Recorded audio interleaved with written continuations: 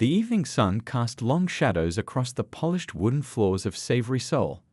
The restaurant buzzed with the warm chatter of happy diners, clinking glasses, and the mouth-watering smells of southern comfort food made fancy. This wasn't just any restaurant in town, it was the place to be seen on a Friday night. Eliana Johnson moved between tables with the ease of someone who knew every inch of the place by heart.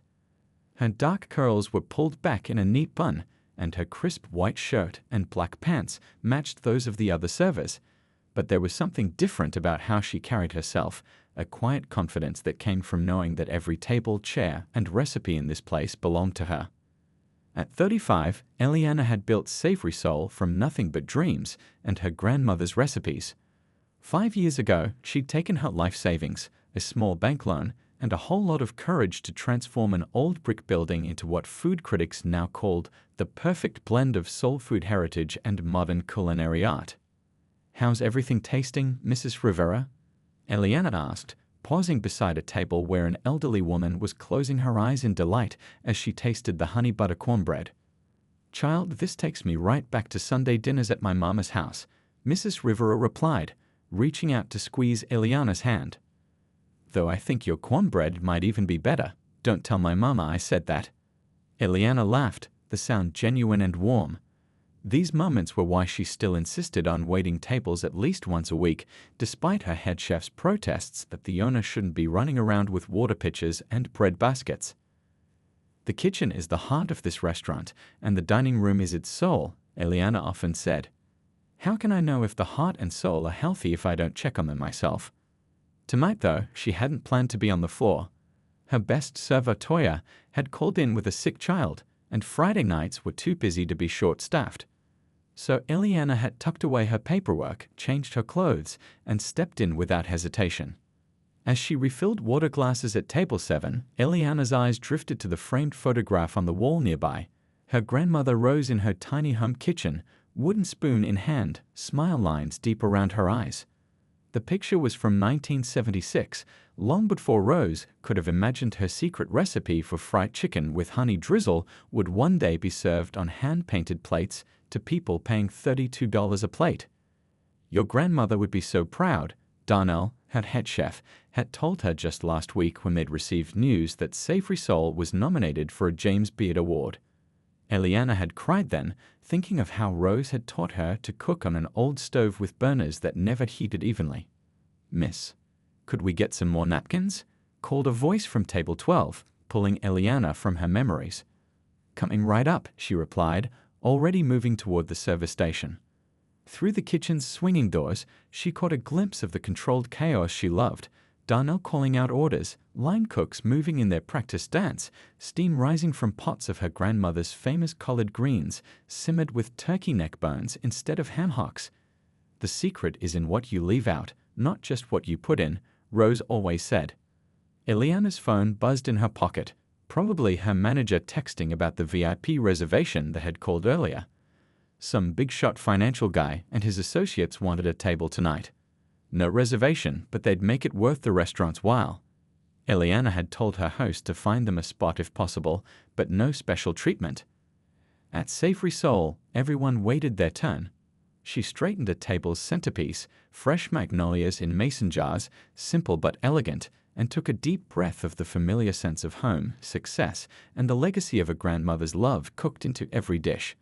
Whatever the night might bring, this was her place, built with her hands and heart, and nothing could take that away. The front door of Savory Soul swung open at exactly 7:45 p.m., letting in a gust of cool evening air and 4 people dressed in expensive suits.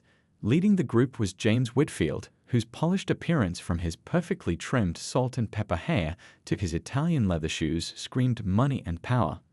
Behind him trailed 3 associates, carrying sleek briefcases and wearing the tired expressions of people who'd spent all day crunching numbers and kissing up to the boss. James didn't wait to be greeted. He strode directly to the host stand where Lely, the 22-year-old hostess, was helping an elderly couple find their reservation.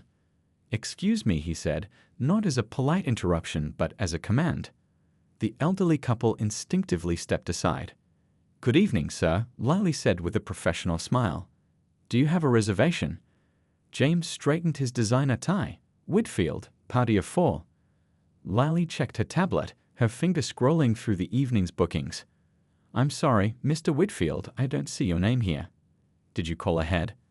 My assistant spoke with someone earlier today, he said, his voice carrying just enough for nearby diners to glance over.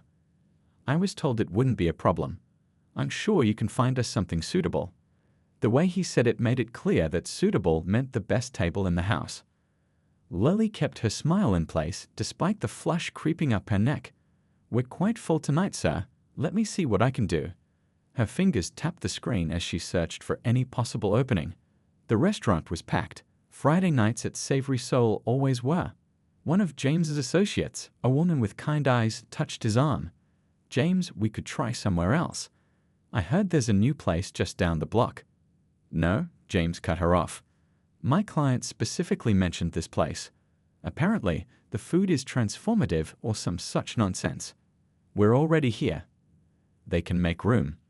The hostess looked up. Sir, I can offer you a table near our kitchen. It's not ideal, but it's the only one available right now. There would be a 45-minute wait for something in the main dining room. James's face tightened. At his regular spots downtown, they would have moved heaven and earth to accommodate him.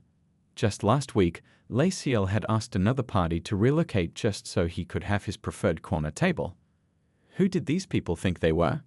Fine, he said, checking his watch. The kitchen table will do. As Lily led them through the packed restaurant, James took in his surroundings with a critical eye. The place was nicer than he'd expected. Exposed brick walls adorned with black and white photographs of what looked like old family photos, soft lighting from wrought iron fixtures, and tables topped with fresh flowers in simple glass jars. The air smelled of butter, spices, and something sweet baking. Our special tonight is Chef Darnell's blackened catfish with crawfish étouffée, Lily explained as she seated them. Your server will be with you shortly. Catfish, James muttered after she left. I thought this was supposed to be fine dining. His associates exchanged uncomfortable glances. The table was smaller than they would have liked for spreading out contract papers, and being near the kitchen meant a steady stream of servers and the occasional clatter of dishes. It wasn't ideal for the business dinner James had planned. This place got a write-up in the Times last month, offered one of his associates, a man named Peter who was trying to lighten the mood. They said the chef does amazing things with traditional Southern recipes. Southern food is peasant food dressed up with fancy names and ridiculous prices, James said, loudly enough that a couple at the next table looked over. But the client wants to meet here tomorrow, so I need to make sure it's acceptable. The kitchen doors swung open and servers emerged carrying plates that made even James pause. The presentations were artful, food arranged with the precision of far more expensive establishments. The diners at nearby tables were making appreciative noises as they ate. James straightened his cuffs, checking the time again. He had reservations about this place, but he'd give it a chance. After all, how bad could it be? He just hoped their wine list wasn't as provincial as their location suggested. They'd better have a decent Bordeaux, he said to no one in particular, and someone who actually knows how to serve it properly. As the kitchen doors swung open again, Eliana stepped through, heading directly for their table with menus in hand and a welcoming smile that gave no indication of the storm that was about to break. Eliana approached the table with the same warm smile she offered every customer. She'd seen this type before, the stiff posture, the impatient glances at watches worth more than some cars, the way they claimed space rather than simply occupied it. Good evening, folks. Welcome to Savory Soul. I'm Eliana, and I'll be taking care of you tonight, she said, placing menus bound in soft leather in front of each person. James barely looked up from his phone, his thumb scrolling through emails. The woman across from him offered an apologetic smile, while the two men nodded politely. Our chef has prepared several specials tonight, Eliana continued, undeterred by the cold reception. We have a blackened redfish with stone-ground grits and charred okra. There's also a slow-roasted pork shoulder with sweet potato puree and bourbon apple glaze that's been very popular. She went on to explain their farm-to-table philosophy, how they sourced ingredients from local black farmers, and the history behind some of their signature dishes, stories passed down through generations along with the recipes. That's fascinating and all, James interrupted, finally setting down his phone. But we're in a bit of a hurry. Just bring us your wine list. He added under his breath, but loud enough for everyone to hear, let's hope she can at least handle that correctly. The woman across from him winced. One of the men cleared his throat awkwardly. Ileana's smile didn't falter. Of course, sir. I'll be right back with our wine selection. As she walked away, she heard James say to his companions, why do they always insist on telling you their life story? I just want to order a drink, not hear about Grandma's secret recipe. At the service station, Ileana took a deep breath. 15 years in the restaurant business had thickened her skin, but rudeness still stung. She selected their reserve wine list, leather-bound and heavier than the regular one, and returned to the table. Here you are, she said, handing it to James. We're particularly proud of our red wine selection. The sommelier has curated quite a collection. James flipped through the pages with a raised eyebrow. You actually have a 2015 Chateau Margaux. I'm surprised. Yes, sir. It's excellent with our braised short ribs, Ileana replied. I doubt you've tasted a $900 bottle of wine, James said with a small laugh, looking at his associates as if sharing a private joke. Ileana kept her expression neutral. We'll give you a few minutes to decide. Can I bring you some water while you look over the menu? Still or sparkling? Sparkling. San Pellegrino, not whatever generic brand you probably stock. San Pellegrino it is, Ileana replied, turning toward the bar. And make sure the glasses are properly chilled, James called after her. When Ileana returned with the water, they had closed their menus. James ordered the Margaux without consulting his companions. Excellent choice, Ileana said. Would you like to taste it first? I think I know how to order wine, James replied with an exaggerated patience, as if explaining something to a child. Just bring it and let it breathe properly. As Ileana discussed the food menu, James interrupted her description of the chef's specialty, buttermilk fried chicken with truffle honey and lavender. Wait, did you say fried chicken?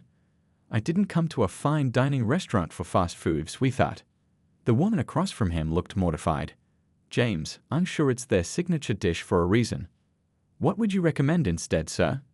Ileana asked calmly. I'll have the fillet, medium rare, and tell your chef that means warm red center, not cold blue like most places serve it. Ileana nodded, taking their orders efficiently despite James questioning her about every ingredient and preparation method. When she explained that their collard greens were vegetarian, cooked with smoked mushrooms instead of ham hock, he scoffed. That's not authentic soul food then, is it? Sounds like you're just catering to trendy diets. Our chef believes in honoring tradition while making our dishes accessible to more people, Ileana explained. The flavor profile is remarkably similar. Most people can't tell the difference. I hardly doubt that, James said dismissively. As Ileana collected the menus, she noticed the business cards on the table. James Whitfield, senior investment partner. The firm name rang a bell. They'd hosted several events at La Ciel when she was executive chef there. She wondered if he'd recognize her name if she mentioned it, then decided against it. Some people only saw what they expected to see. I'll put these orders in right away and be back with your wine, she said instead, maintaining her professionalism despite the growing knot of irritation in her stomach. This man had no idea who she was, and at the moment, that was probably for the best. The wine arrived, deep red and velvety in the crystal glasses that Ileana had personally selected when opening Savory Soul. She presented the bottle to James, showing him the label before carefully removing the cork. Would you like to taste it first, sir? She asked, following proper wine service protocol. James waved his hand dismissively. Just pour it. I know what a Margaux tastes like. Ileana nodded and poured a small amount into his glass anyway, standard practice that she wouldn't skip just because he was being difficult. James rolled his eyes but swelled the wine, took a sip, and gave a curt nod. Only then did she pour for everyone at the table. Your appetizers will be out shortly, she said before leaving to check on her other tables. In the kitchen, Darnell noticed her tight expression. Table giving you trouble? Nothing I haven't handled before, Ileana said, straightening her shoulders. Just a man who thinks he knows everything about food and wine because he can afford a fancy bottle. Darnell peeked through the kitchen window. Isn't that the Whitfield guy? From Whitfield Capital. I saw his picture in Business Weekly. The very same, Eliana confirmed. Apparently he's meeting a client here tomorrow and wanted to check us out first. Well, let's show him what Savory Soul is all about, Darnell said with determination, putting extra care into plating their appetizers, cornmeal-crusted oysters with smoked paprika aioli and pickled green tomatoes. When Eliana delivered the appetizers, James was mid-story, something about a golf trip to Scotland. He barely acknowledged her as she placed the beautifully arranged plates on the table. "These look amazing," said the woman, whose name Eliana had learned was Patricia. "Did you say these oysters are from the Gulf?" "Yes, ma'am," Eliana replied. "We bring them in fresh 3 times a week from a small family fishery in Louisiana." "I hope they're properly cleaned," James remarked, poking at an oyster with his fork. "Last place I had Gulf oysters, I was sick for days." "I assure you, our seafood handling is impeccable," Eliana said. "Chef Darnell is extremely particular about quality." James took a bite, chewed thoughtfully, and shrugged. "It's fine. A bit heavy on the paprika." Patricia and the other associates, Thomas and Rick, as Eliana had heard them called, were making appreciative noises as they ate, clearly enjoying the food despite their boss's underwhelming review. Throughout the main course, James continued his performance. He questioned the doneness of his steak, though it was a perfect medium rare. He complained that the wine hadn't been allowed to breathe long enough, despite having been the one rushing her earlier. He even called Eliana back to the table twice to ask for salt, then pepper, though both were already on the table in custom-made ceramic holders. "You know," he said loudly as Eliana refreshed their water glasses, "for what they're charging here, you'd think they'd train the staff better on wine knowledge." When I asked about the tannin levels in the Margox compared to their Napa offerings, she couldn't even give me a straight answer. Eliana had actually given him a detailed comparison, but he'd been looking at his phone the entire time she spoke. "I thought her explanation was quite thorough," Patricia said quietly. James scoffed. "You wouldn't know the difference between a Cabernet and a Merlot if they weren't labeled." The table fell awkwardly silent. Eliana pretended not to have heard as she finished refilling their glasses, but her hand trembled slightly with suppressed anger. When she returned to check on them later, James was complaining about the music, a carefully curated playlist of modern jazz and classic soul that Eliana updated herself each week.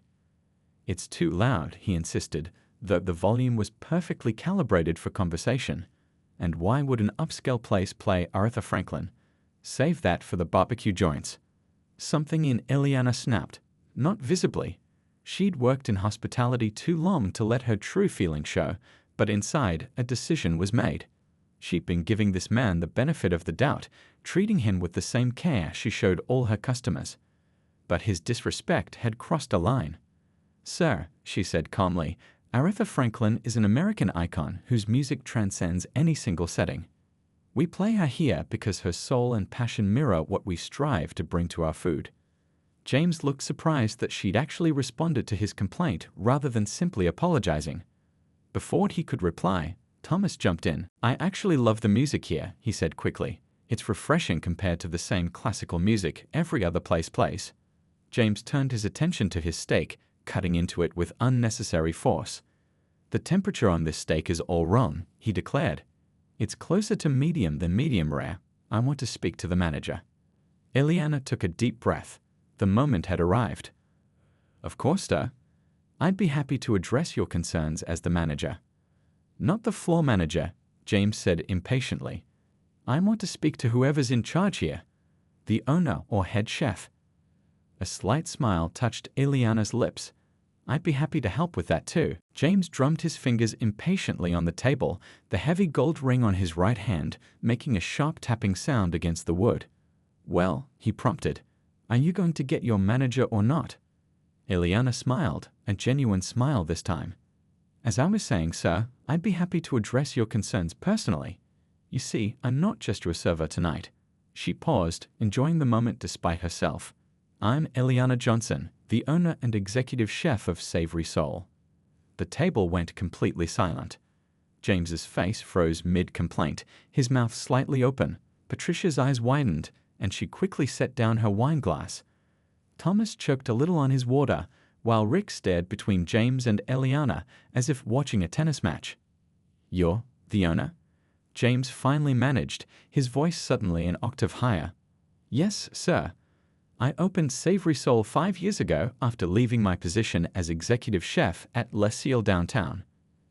I believe your firm hosted several client events there during my tenure. The summer seafood gala for your European investors was particularly memorable. I created a special blue crab soufflé that your CEO requested for 3 events afterward." Recognition dawned on James's face, followed quickly by a deep flush that crept up from his collar to his hairline. His previous confidence evaporated like morning dew under a harsh sun. I don't usually," he stammered. Patricia jumped in, clearly trying to salvage the situation. "Ms. Johnson, your restaurant is absolutely wonderful. I've been following your career since that write-up in Food and Wine last year. Your story about transforming your grandmother's recipes into modern cuisine is so inspiring." "Thank you," Eliana replied warmly. "My grandmother Rose taught me everything about cooking with soul. She always said food should tell a story and make people feel at home, no matter how fancy the presentation." Thomas leaned forward eagerly. "The flavors are incredible. That hint of something in the sauce on my short ribs, is that sorghum?" "Good palate," Eliana nodded. "It's actually a sorghum bourbon reduction with a touch of star anise. An old family secret." As Eliana engaged with the 3 associates, James seemed to shrink in his chair. The power dynamic had shifted completely. His companions were no longer following his lead. Instead, they were distancing themselves from his earlier behavior, making it clear through their enthusiastic questions about Eliana's culinary journey that they didn't share his dismissive attitude. Rick pulled out his phone. "My wife won't believe I met you. She tried for weeks to get a reservation for our anniversary. Would you mind if I took a quick photo to show her?" "Not at all," Eliana said, standing beside him as Patricia took the picture. "You mentioned Le Ciel," Patricia said afterward. "Their quality has gone down since you left. Now I understand why. They lost their best talent." James cleared his throat. "The steak is actually perfectly cooked," he offered weakly. "I may have been hasty in my assessment." Eliana turned to him, her expression professional but with a hint of steel beneath. "I'm glad to hear it's to your liking after all, Mr. Whitfield. Chef Darnell will be pleased." "I should mention," Patricia added, looking directly at Eliana rather than her boss, "that my investment firm has been looking to back promising restaurant groups for expansion. We focus on minority-owned businesses with strong track records and growth potential." The subtle message couldn't have been clearer. Patricia was more interested in doing business with Eliana than with James. The other 2 men nodded in agreement, their attention fully on the chef-owner rather than their dinner host. "I'd be happy to discuss that another time," Eliana replied. "We're considering opening a second location next year." James tried to reassert himself. "I wasn't aware that that is, the service here is usually better," Eliana suggested mildly. "Yes, normally I'm in the kitchen full-time. Tonight I'm covering for a staff member who has a sick child. I believe in knowing every aspect of my business, Mr. Whitfield. From creating the menu to serving the guests and, yes, even handling customer concerns about temperature and music selection." The pointed reference to his earlier complaints made James flinch visibly. The others pretended not to notice, but the message had landed. James Whitfield, who had swept in expecting to be treated like royalty and had instead treated his server like she was beneath him, was now facing the consequences of his assumptions. "Would anyone care for dessert?" Eliana asked, smoothly changing the subject. "Our sweet potato cheesecake with pecan praline crust just won best dessert in the city's food festival last month." The rest of the dinner unfolded like a dream, or for James, more like a nightmare. Everyone ordered dessert, even though he had planned to skip it. Nobody asked his opinion about the wine pairing Eliana suggested for the sweet course. His 3 associates hung on Eliana's every word as she explained how she transformed her grandmother's humble sweet potato pie recipe into an award-winning cheesecake. "The secret is roasting the sweet potatoes until they caramelize instead of boiling them," she explained. "It brings out a depth of flavor that makes all the difference." Patricia jotted something in her small notebook. "My mother always boiled them. No wonder your version is so much better." James sat quietly, pushing his dessert around the plate. The rich, creamy cheesecake with its buttery pecan crust was probably delicious, but he couldn't taste anything past the bitter flavor of his own embarrassment. Ms. Johnson Thomas said, "Would you mind sharing your card? I'd love to bring my team here for our quarterly dinner. We usually go to Morton's, but this is far more interesting." "Of course," Eliana replied, pulling a business card from her pocket. Not the service pad she'd been using earlier, but an elegant cream-colored card with Eliana Johnson, executive chef and owner, embossed in gold lettering. She handed one to Thomas, then offered them to Patricia and Rick as well. James noticed she didn't offer him one. "I should check on my other tables," Eliana said after answering a few more questions about the restaurant. "It's been a pleasure serving you tonight. Please enjoy the rest of your evening." As she walked away, the conversation at the table shifted uncomfortably. "Well," Patricia said, giving James a pointed look, "that was certainly illuminating." Rick nodded. "Incredible food. And her story is amazing. Did you know she started as a dishwasher at 16? I read about her in that Top 40 Under 40 feature last month." "I didn't realize who she was," James muttered, stating the obvious. "Clearly," Patricia replied coolly. "You know, James, you might want to consider how you speak to service staff in general. Not just because they might secretly own the place, but because basic respect shouldn't depend on someone's job title." James felt his face grow hot again. "I wasn't that bad." Thomas coughed. "You kind of were." The comment about fast food when she mentioned the chicken, and questioning whether she'd ever tasted an expensive wine. "I was just..." James trailed off, unable to find a reasonable explanation for his behavior. While the others continued chatting about the food and Eliana's impressive background, James found himself looking around the restaurant with new eyes. He noticed the staff's easy confidence, the care taken with every table, the warm greetings Eliana exchanged with regular customers as she moved through the dining room. This wasn't just a trendy restaurant, it was someone's life's work, a vision brought to reality through talent and determination. By the time the check arrived, presented in a handmade leather folder with Savory Soul's logo burned into the cover, James felt a weight in his chest that had nothing to do with the rich meal. "I've got this," Patricia announced, sliding her corporate card into the folder before James could reach for it. "My treat tonight." "That's not necessary," James protested weakly. "This was supposed to be my client dinner." "Consider it my investment research," Patricia replied with a small smile. "Besides, I want to make sure we're welcome back here." The implication was clear. After his behavior, James might not be. As they prepared to leave, James noticed Eliana speaking with an elderly couple near the entrance. She knelt beside their table, laughing genuinely at something the white-haired man said, then patted the woman's hand with genuine affection.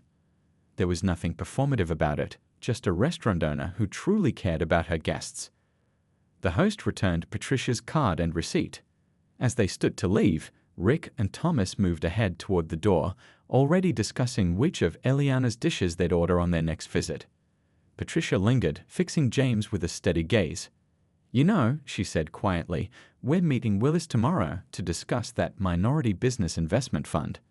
I think I'm going to suggest Savory Soul as our first prospect." "You can't be serious," James replied. "Just because the food was good." "The food was exceptional," Patricia corrected him. "And Ms. Johnson clearly has both the culinary talent and business acumen to succeed.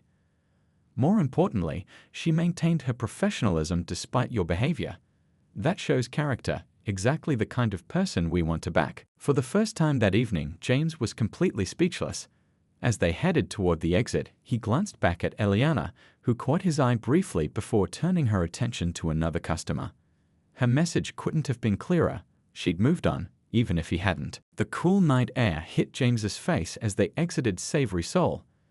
The others were already talking about calling rideshares, their voices animated as they continued praising the meal.